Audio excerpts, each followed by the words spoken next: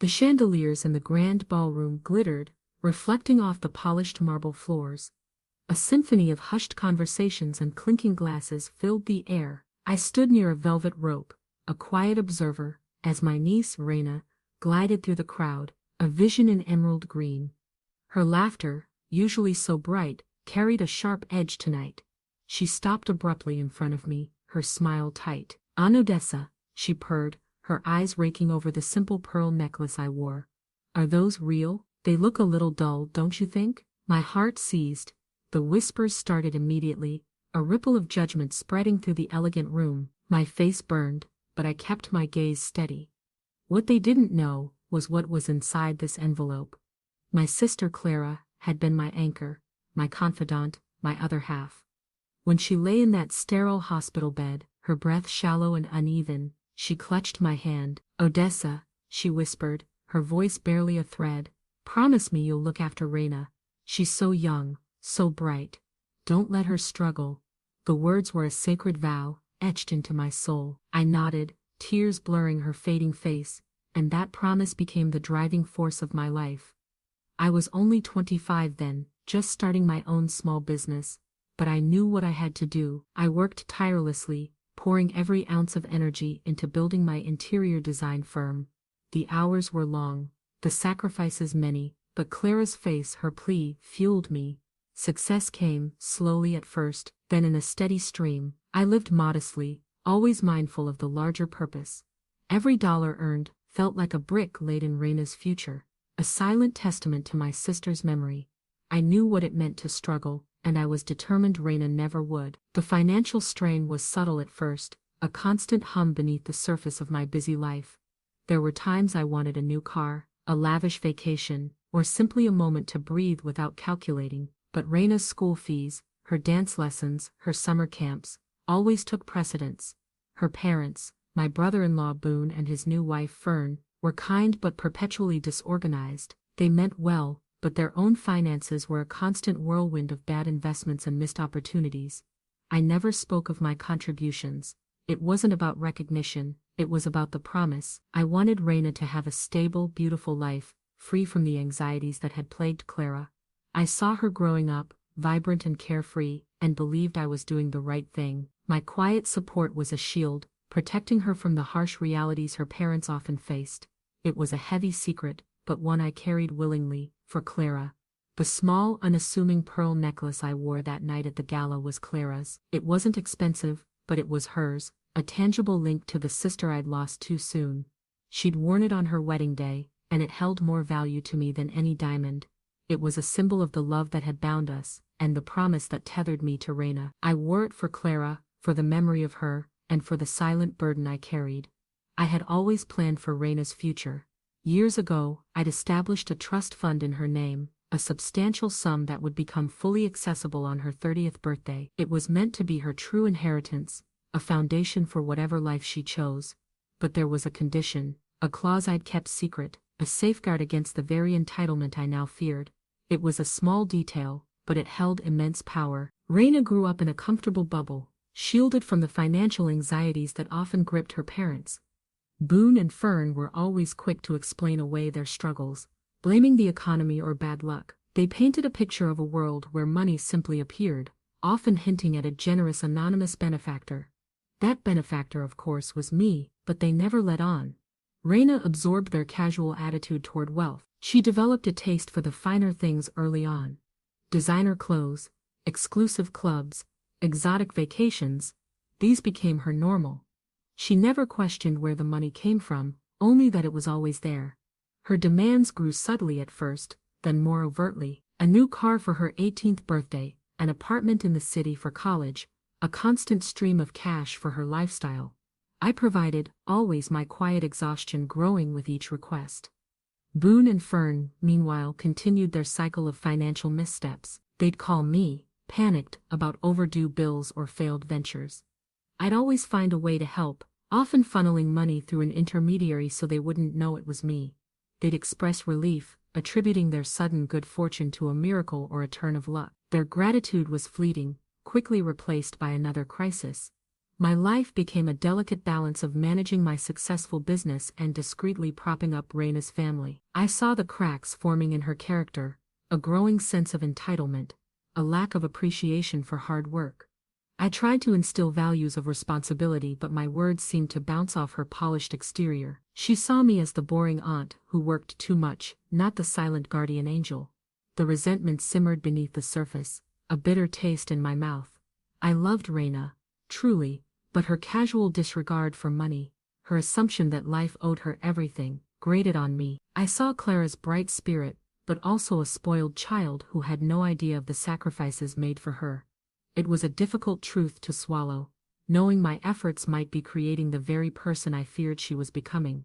Boone and Fern had a particularly bad streak that year. A can't-miss investment in a tech startup had imploded, leaving them deeper in debt than ever.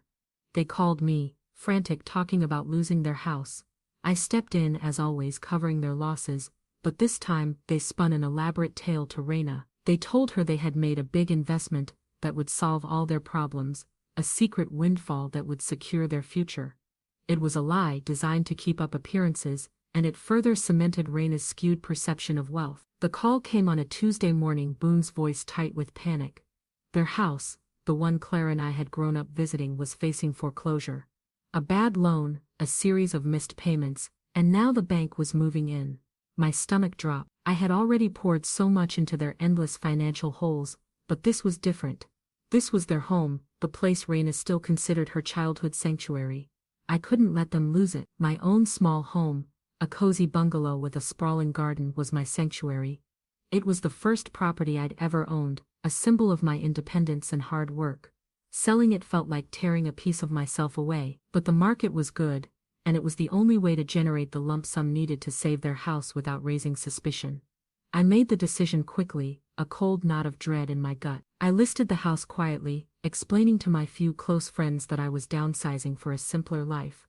The lie tasted bitter.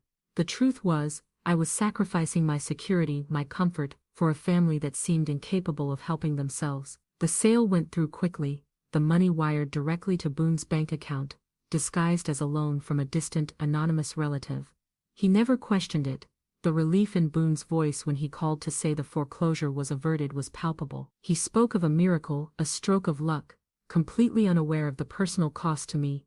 He told Raina they'd sold a secret asset they'd been holding onto, a vague explanation she readily accepted. I moved into a smaller apartment, feeling the pinch, but telling myself it was worth it for Clara's promise. Life in the smaller apartment was a constant reminder of my sacrifice. The walls felt closer, the silence heavier. I missed my garden, the familiar creak of the floorboards. But then I'd see a photo of Raina, smiling, carefree, and I'd tell myself it was for her.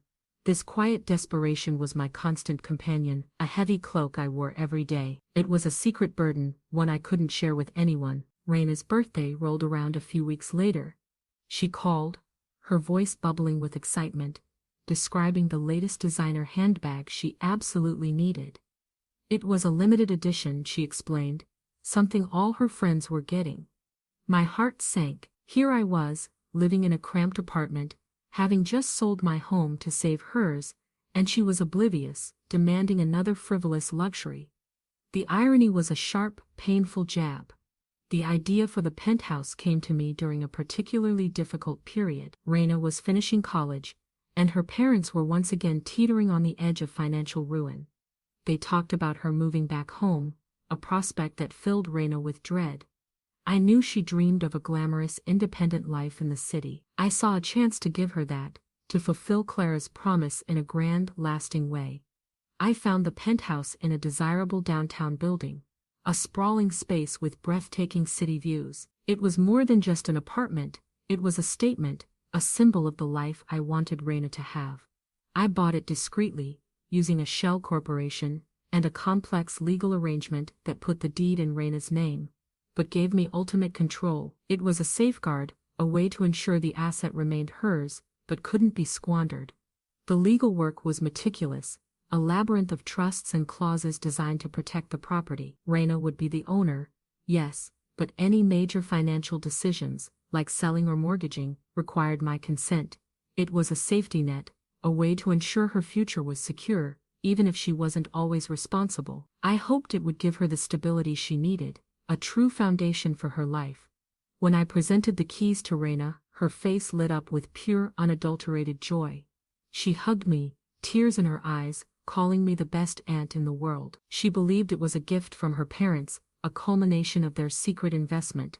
I let the lie stand, watching her explore the luxurious rooms, her dreams unfolding before her. It was a moment of pure hope, a belief that this grand gesture would finally set her on the right path. But beneath the hope, a quiet fear gnawed at me. What if this gift, this ultimate sacrifice, only fueled her entitlement? What if she never understood the true cost, the years of quiet effort, the home I'd given up? I pushed the fear down, focusing on her radiant smile, convincing Monsef this was the right thing. It was an act of love, however complicated. Raina quickly settled into her new life, hosting lavish parties, filling the penthouse with expensive furniture and art. She started dropping hints to her friends, and even to me about her inheritance. "I'll never have to work a day in my life," she'd say, a casual wave of her hand, dismissing the idea of a career. The words were a sharp contrast to the silent, desperate effort I put in every day. The penthouse, meant to be a foundation, was becoming a symbol of her detachment from reality. The invitation arrived in the mail, embossed with the crest of a prestigious charity. Raina had called me a week earlier, bubbling with excitement. "Aunt Odessa, you simply must come to the Starlight Gala. It's the event of the season, and I'm on the junior committee this year." She made it sound like a personal triumph, a testament to her newfound social standing. I felt a familiar unease settle in my stomach. I wasn't a socialite. My life revolved around my work, my quiet routines, and the constant unspoken responsibility I felt for Raina. Galas and glittering crowds weren't my scene. But Raina pressed, her voice laced with a subtle challenge. "It would mean so much to me, Auntie. And besides, you never go anywhere fun." I sighed, a small part of me wanting to connect with her, to see her thrive in her element. I agreed, reluctantly, hoping it would be a chance to bridge the growing gap between us. Perhaps seeing her in this new world, this life I had secretly helped build, would bring us closer. I wanted to be proud of her, to share in her joy, even if it was built on a foundation of unspoken truths. A glimmer of hope, fragile as it was, flickered within me. Maybe this night would be different. Raina called again, a few days before the event. "Don't forget to wear your best jewels, Auntie," she chirped, her tone light but insistent. "You know, the ones Grandma Clara gave you. They'll fit right in with the crowd." There was an unspoken competition in her voice, a desire for me to represent her well, to reflect positively on her social standing. It wasn't about me, but about her image. I hesitated. My best jewels were Clara's pearls, modest and sentimental. They certainly weren't the flashy diamonds and emeralds that would adorn the other attendees. But Raina's insistence, her subtle pressure, made me feel obligated. I wanted to avoid any scene, any hint of disapproval. I wanted to be the supportive aunt she expected, even if it meant playing a part. The thought of wearing Clara's pearls, the symbol of my promise, to an event where they would be judged for their monetary value felt wrong. It cheapened their meaning, but Raina's voice echoed in my head. "Don't forget to wear your best." I knew she meant the most expensive, the most dazzling, not the most meaningful. The competitive streak in her, the need to impress, was becoming more apparent. I stood in front of my small jewelry box, the one Clara had given me years ago. Inside, nestled on a faded velvet lining, lay the pearl necklace. Each pearl was perfectly round with a soft, iridescent glow. It wasn't a showstopper, not in the way Raina imagined. It was a classic, understated piece, passed down through generations of women in our family. Its value lay in its history, not its carat weight. I picked it up, the cool pearls resting against my palm. I remembered Clara telling me about her grandmother, a quiet, resilient woman, who had worn these very pearls during the Great Depression. They had been a symbol of hope, a small piece of beauty in a world that offered little. That story, that legacy, was what made them precious to me. They were a tangible link to my past, to the strength of the women who came before me. Raina, however, had always been dismissive of their sentimental value. "They're so old-fashioned, Auntie," she'd said once, wrinkling her nose. "Don't you want something with a bit more sparkle?" Her focus was always on flash, on outward appearances, on what something looked like rather than what it meant. It was a constant source of quiet hurt, this inability of hers to see beyond the surface. I knew the gala would be a parade of ostentatious wealth. Women draped in diamonds, men with watches that cost more than my first house. My pearls would be a quiet whisper in a room full of shouts. But I decided to wear them anyway. They were a part of me, a part of Clara, and I wouldn't compromise that for anyone's judgment. It was a small act of defiance, a quiet stand against the superficiality. The bitterness tasted sharp. I had given so much, sacrificed so deeply, yet I was still seen as less than, as someone who didn't quite measure up. Raina's constant need for external validation, her inability to appreciate the quiet strength of my life, was a heavy weight. It felt like a betrayal of the very love that drove my actions. I was undervalued, unseen, and it stung. As I fastened the clasp, a memory surfaced. Raina, a teenager, had been admiring a diamond necklace in a shop window. "I'll have one of those someday," she declared, her eyes bright with ambition. Something truly spectacular. Then her friend, Jolene, had walked by. Jolene, always sharper, always quicker with a cutting remark, had glanced at my pearls and smirked. "Oh, Aunt Odessa's got that old money look," she drawled, her voice dripping with sarcasm. The comment, meant to be a slight, had stuck with me, a reminder of the subtle judgments that always seemed to follow me. The ballroom hummed with a different kind of energy as I arrived. Raina spotted me across the room and waved. A forced smile plastered on her face. She was already surrounded by a cluster of her friends, all impeccably dressed, their laughter echoing a little too loudly. I felt like an outsider, a quiet shadow in a dazzling landscape. My simple pearls felt suddenly heavy, a beacon for unwanted attention. Raina quickly detached herself from her group and approached me, her eyes scanning my outfit. A flicker of disappointment crossed her face as she noticed the pearls. She quickly recovered, forcing a bright smile. "Auntie, you made it!" she exclaimed, pulling me into a quick, air-kiss embrace. Her attention, however, quickly drifted back to her friends, as if I were merely an accessory she had to acknowledge. I tried to engage in conversation, asking about the charity, the event's purpose, but Raina's answers were vague, her gaze constantly darting around the room, assessing, comparing. She seemed more interested in being seen than in participating. It was clear she was trying to outshine everyone, including me, subtly positioning herself as the star of the evening. Her ambition was a palpable force. As the evening wore on, I found myself adrift. Observing the glittering crowd, I heard snippets of conversations, hushed whispers about wealth, status, and appearances. "Did you see what Raina's aunt is wearing?" one woman murmured to another, her voice barely audible. So, understated, almost like she's trying not to draw attention. The words, though not directly accusatory, felt like a judgment, a subtle slight against my quiet presence. Shame washed over me. I had come to support Raina, to be there for her, and now I felt like a liability, a source of quiet embarrassment. The whispers, though faint, magnified in my mind, echoing the unspoken truths about my sacrifices. I was here, in this opulent room, having given up so much for the very people who now judged my modest appearance. The irony was a bitter pill to swallow. The tension in the air grew with each passing hour. Raina's laughter became louder, her gestures more expansive.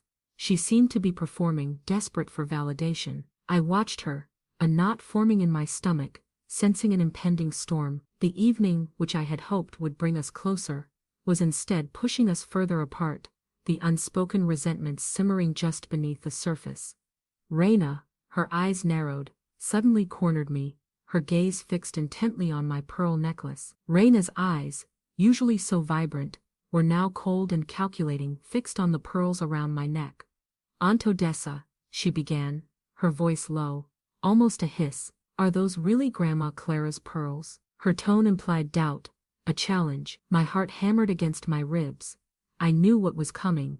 The air around us seemed to thicken, the polite chatter of the gala fading into a dull roar. Before I could answer, she pulled back, her voice rising, cutting through the ambient noise. "Because they look fake." The word hung in the air, sharp and cruel, like a thrown stone. A ripple went through the small crowd that had gathered, drawn by the sudden shift in her tone. Heads turned, conversations stopped, all eyes were on us, on me. My face flushed hot, then cold. Betrayal, sharp and immediate, pierced through me. This wasn't just a casual slight. This was a public humiliation, a deliberate attempt to undermine me. The woman I had sacrificed so much for, the niece I had promised to protect, was now tearing me down in front of strangers. My hands trembled, a tremor I tried desperately to conceal. Raina continued, emboldened by the sudden attention. I mean, look at them, they don't have that luster. Not like real pearls. I bet they're just costume jewelry. Her words were laced with a venom I'd never heard from her before, a raw jealousy that twisted her features. It was clear she wanted to diminish me, to make herself shine brighter by casting a shadow on my authenticity. The humiliation was overwhelming. My vision blurred, the glittering ballroom lights becoming a hazy halo around Raina's sneering face. Every whispered judgment I'd overheard earlier now echoed in my ears, amplified by her cruel accusation. This wasn't just about jewels, it was about my worth, my integrity, everything I had quietly stood for. It was a public dismantling of my character. A few sympathetic faces in the crowd looked away, embarrassed. Others stared, their expressions a mixture of shock and morbid curiosity. I felt exposed, vulnerable, stripped bare in front of a room full of strangers. The years of quiet sacrifice, of putting Raina first, flashed before my eyes, culminating in this agonizing moment. My hand instinctively went to my clutch, my fingers brushing against the crisp edge of the envelope hidden within. The silence that followed Raina's accusation was deafening, punctuated only by the distant strains of the orchestra. My hand, still in my clutch, closed around the envelope. A cold clarity washed over me, pushing aside the humiliation. This wasn't just about pearls anymore. This was about a lifetime of unspoken truths, of sacrifices made in the shadows. It was time for the light. I pulled the envelope out, slowly, deliberately. It was a thick, legal-sized document, sealed with a notary's stamp. Raina's eyes widened, a flicker of confusion replacing her triumphant sneer. The crowd leaned in, their curiosity piqued. What could be in that envelope? Was it a counter-accusation? The tension in the air was thick enough to cut with a knife. "You're right, Raina," I said, my voice steady though my heart still pounded. "These pearls aren't about luster, they're about legacy. But since we're talking about what's real and what's not, perhaps we should discuss something truly valuable." I paused, letting the words sink in, watching her face pale. This was it, the moment of reckoning. I held up the envelope, turning it so the bold black lettering on the front was visible to everyone. "This," I announced, my voice clear and resonant, "is the deed to your penthouse apartment." A gasp rippled through the crowd. Raina stared, her mouth agape, utterly speechless. Her eyes darted from the document to my face, then back again, disbelief warring with dawning horror. The atmosphere in the room shifted instantly. The hushed whispers turned into stunned murmurs, the judgmental stares transformed into expressions of shock and confusion. Raina's carefully constructed world of effortless wealth, of inherited privilege, was crumbling around her. She had no idea how she truly came to own that apartment, and now everyone else knew she didn't know. Raina stumbled back, her hand flying to her mouth, her eyes wide with a mixture of shock and betrayal. The color drained from her face, leaving her ashen. She looked like a child caught in a lie, stripped bare of her carefully crafted facade. Just then, the crowd parted and Boone and Fern, drawn by the commotion, pushed their way to the front, their faces a mixture of confusion and dawning horror. Boone and Fern stood frozen, their eyes darting from the deed in my hand to Raina's stunned face. Boone's jaw hung slack, while Fern's eyes narrowed, a mixture of anger and disbelief clouding them. "Odessa, what is the meaning of this?" Fern demanded, her voice a harsh whisper that carried clearly in the suddenly silent ballroom. The crowd watched, captivated by the unfolding family drama. I met Fern's gaze, my own calm and steady. "The meaning," I replied, my voice devoid of emotion, "is truth. Raina just questioned the authenticity of my family jewels. I thought it only fair to clarify the authenticity of her own assets." I held up the deed slightly higher, letting its presence speak volumes. The implication hung heavy in the air. Raina's penthouse wasn't a true inheritance. Boone, finally finding his voice, stepped forward. "Raina's penthouse is hers. It's from our investments," he stammered, his face reddening. He looked at me, then at the deed, then back at Raina, a desperate attempt to grasp the situation. He was clearly caught off guard, his own lies unraveling before his eyes. His bluster was a thin veil over his panic. "Is it Boone?" I asked, my voice still calm, almost clinical. Or is it the result of years of quiet support, of a promise made to Clara, of a sister who sold her own home to keep yours from foreclosure? Each sentence was a hammer blow, chipping away at their carefully constructed facade. The crowd gasped, a collective intake of breath. The scale of my sacrifice was now laid bare. Fern's face crumpled. She knew about the loan that had saved their house years ago, but she didn't know it came from me, or that it cost me my home. The truth, raw and unvarnished, hung between us. Raina, meanwhile, stood motionless, her eyes fixed on me, a silent accusation in their depths. The betrayal she felt was palpable, even though she was the one who had initiated the public confrontation. The weight of the moment became too much for Raina. Her eyes, wide and tearful, darted around the room, taking in the staring faces, the whispers, the shattered illusion of her life. A choked sob escaped her lips. Without another word, she turned and fled, pushing through the stunned crowd, her emerald dress a blur as she disappeared out of the ballroom doors. I found Raina in the penthouse, the city lights twinkling indifferent behind her. She stood by the floor-to-ceiling windows, her back to me, her shoulders shaking. The opulent living room, usually so vibrant, felt cold and hollow.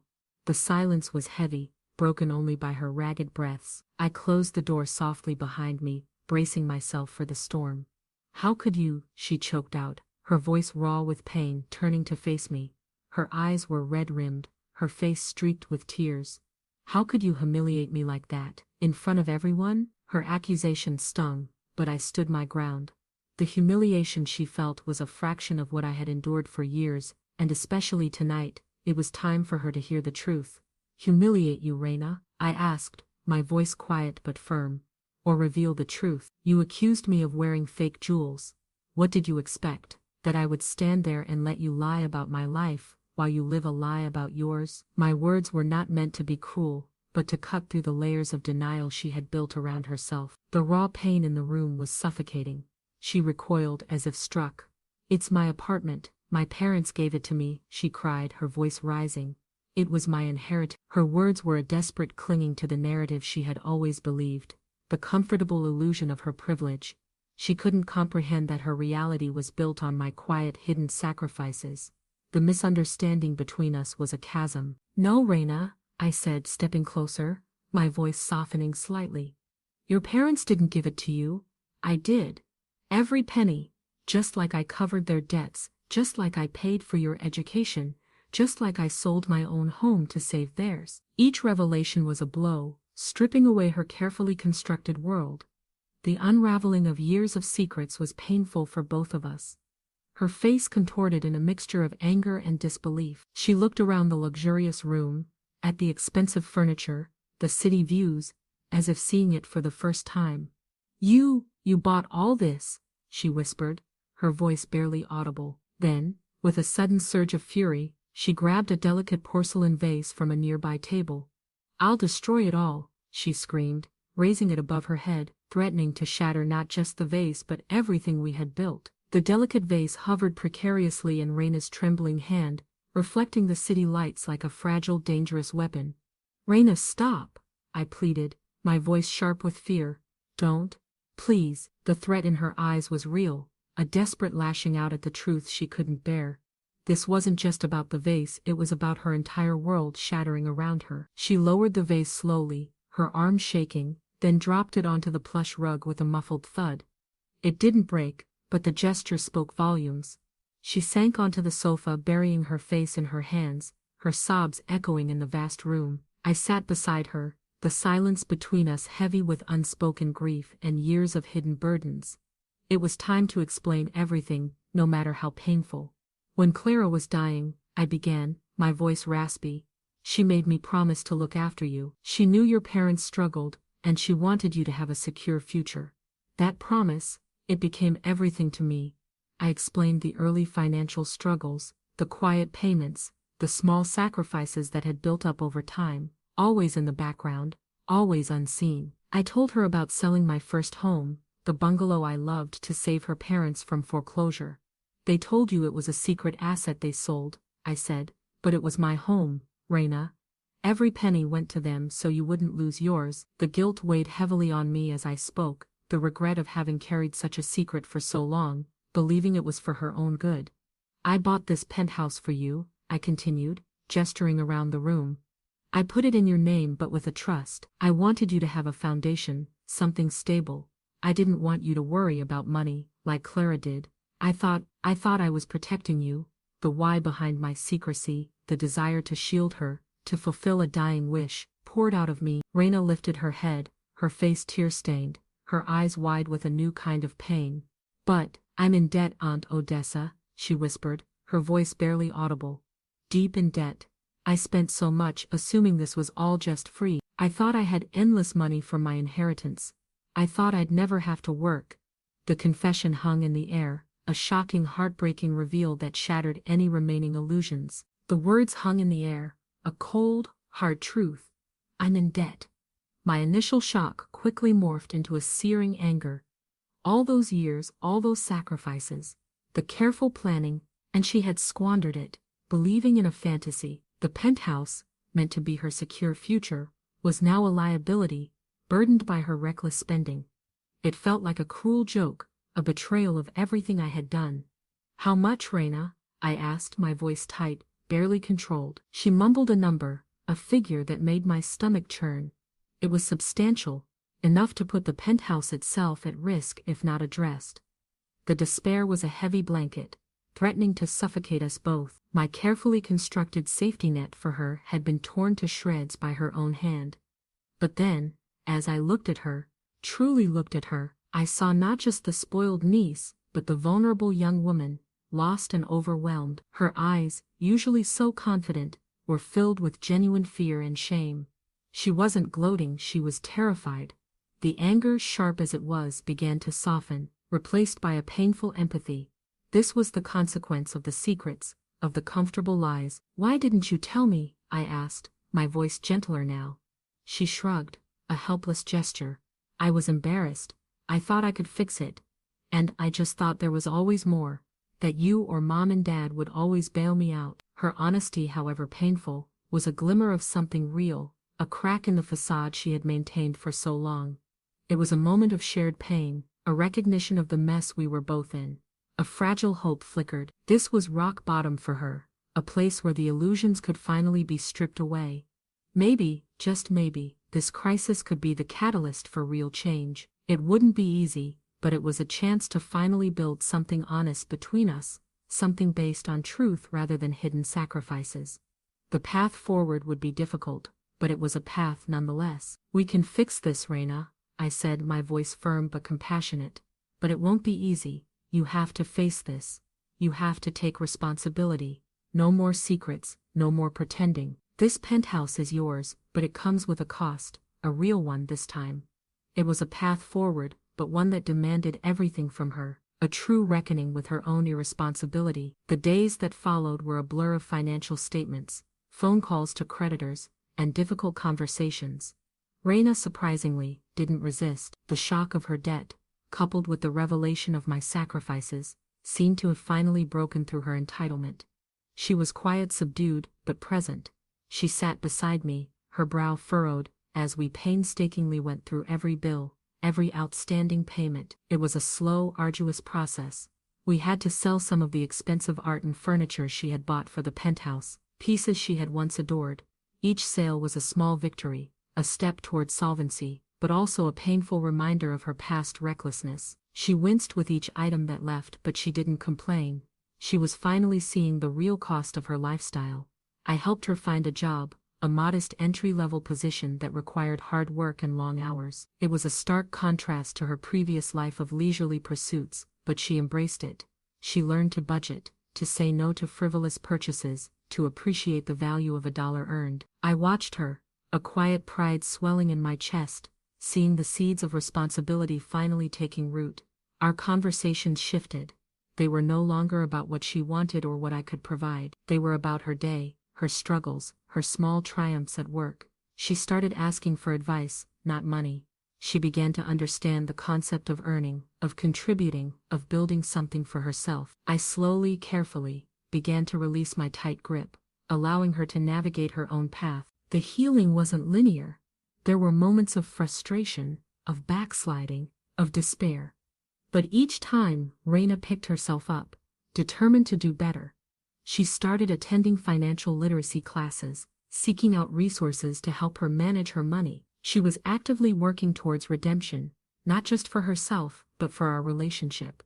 It was a hard-won battle, but one she was committed to fighting. One quiet afternoon, months after the gala, Reina brought me a small, carefully wrapped package. "Aunt Odessa," she said, her voice soft, "I wanted to give you this." Inside was a simple, elegant silver locket. "It's not much," she continued, her eyes earnest, "but it's from my first real bonus. I wanted to thank you for everything." It was a quiet, unexpected gesture of apology, a tangible sign of her growth, and it meant more to me than any jewel. Months turned into a year. Reina still lived in the penthouse, but it was no longer a symbol of unearned luxury. It was a home she was actively working to maintain, a constant reminder of the lessons she had learned. She was thriving in her job, taking on more responsibility, her ambition now channeled into productive avenues. The entitled young woman had been replaced by a grounded, resilient adult. Our relationship, once strained by secrets and resentment, had slowly, painstakingly begun to heal. It wasn't perfect, not yet. The scars of the past remained, a quiet reminder of the pain we had both endured.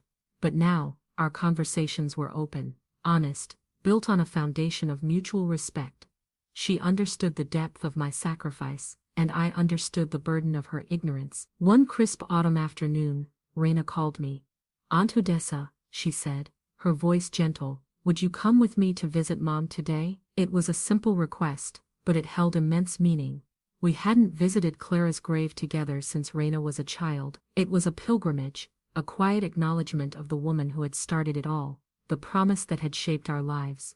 We stood before Clara's headstone, the autumn leaves rustling around us. Reina placed a bouquet of fresh flowers on the grave, then turned to me. "She would be proud of you, Aunt Odessa," she said, her voice thick with emotion. "And I think she'd be proud of me too, for finally getting it." Her words were a balm to my soul, a quiet affirmation that the sacrifice had been justified. I reached up and touched the pearl necklace, the one Clara had given me, the one Reina had once called fake. It no longer felt heavy with burden, but light with meaning. It wasn't about its monetary value but about the unbreakable thread of family, of love, of the promises kept.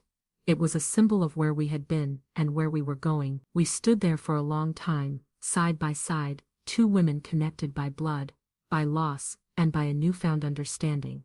The silence was not awkward, but comforting.